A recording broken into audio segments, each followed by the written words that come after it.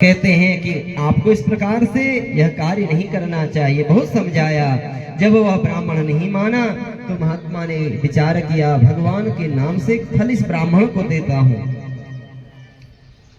और अपनी झोली से फल निकाला और उस फल को ब्राह्मण देवता को दिया। कहा कि ब्राह्मण देवता, आप इस फल को लेकर घर जाओ और अपनी पत्नी को खिला देना, भगवत कृपा होगी तो आपको अवश्य संतान की प्राप्ति होगी। और इदम भक्ष्य पतना त्वम तत्र पुत्रो भविष्यति, आपको अवश्य संतान मिलेगी। अरे वह ब्राह्मण खुश हो गया। संत बड़े दयालु होते हैं, कृपालु होते हैं महाराज, कृपा कर देते हैं और भक्तों के कष्ट को दूर करते हैं। और महाराज महात्मा को प्रणाम किया और जयकार करता हुआ भगवान का अपने महल में पहुंचा, अपने घर में पहुंचा और अपनी पत्नी को लेकर के महाराज फल दिया है। अरे देवी, जानती हो यह कोई सामान्य फल नहीं है, यह महात्मा का, न जाने किन महात्मा से जादू टोना करा करके मेरे लिए फल लेकर आए हैं। और उस फल को हाथ में लिया। पतिदेव ने नियम बताया कि देवी, इस फल को खाओगी तो खाने से पूर्व स्नान करना, भगवान का नाम लेना और भगवान का नाम लेकर के इस फल को ग्रहण करना, और जब तक गर्भ रहेगा तब तक झूठ मत बोलना।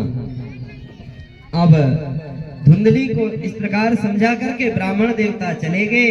उधर धुंधली हाथ में फल लेकर के महाराज अनेकानेक कुतर्क अपने मन में लाने लगी और सोच ही रही थी कि इस फल का क्या करूं।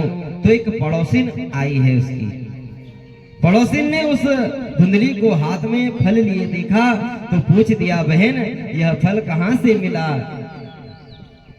और इस फल को आप ग्रहण क्यों नहीं कर रहे हो? जब आ रही है तो इस फल को ग्रहण कर। इस फल को ग्रहण करने से अगर तुझे संतान की प्राप्ति होती है तो इससे अच्छा और क्या होगा। तो महाराज धुंधली कहने लगी, फल भक्षेण गर्भस्याद गर्भेणोदर वृद्धिता स्वल्प भक्षम तदो शक्तिर गृह कार्यम कथम भवे। पड़ोसिन से कहती है, बहन फल भक्षेण गर्भस्याद, अगर मैं इस फल को खाती हूं तो मेरे, तो वह धुंधली कहती है कि नौकर में भी तो खर्चा होगा। इस प्रकार से जब तर्क वितर्क हुए तो पड़ोसिन समझा करके चली गई, बहन तुझे जो करना है तो सो कर, मैं तो ये चली। और उस फल को लेकर के महाराज धुंधली विचार करने लगी कि इस फल को अगर खाती हूँ पेट में बालक होगा या संतान होगी, और अगर मेरे पेट में बालक हुआ, अगर घर में कभी इत्तेफाक आग लग गई तो महाराज सब तो घर से भाग जाएंगे, मैं घर के अंदर ही पड़ी रह जाऊंगी और मेरा नाश हो जाएगा। कहते हैं कि अनेक तरफ के देवा घाटी ब्रजेत ग्रामी पलायेत गर्भिणी कथम, क्योंकि मैंने सुना है गर्भवती स्त्री दौड़ नहीं सकती।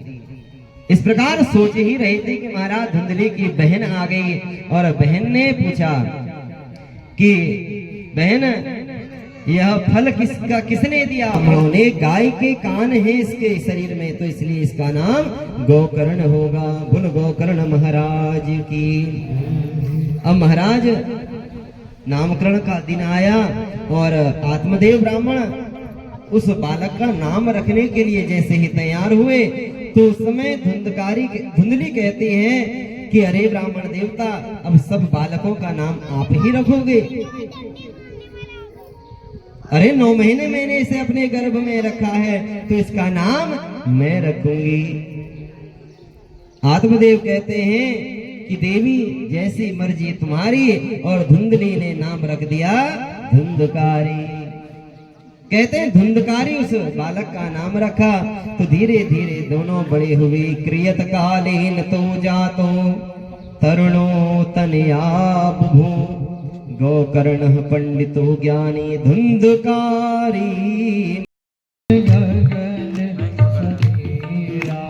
पंच रचित अयः अधम शरीरा, पंच रचित अधम शरीरा।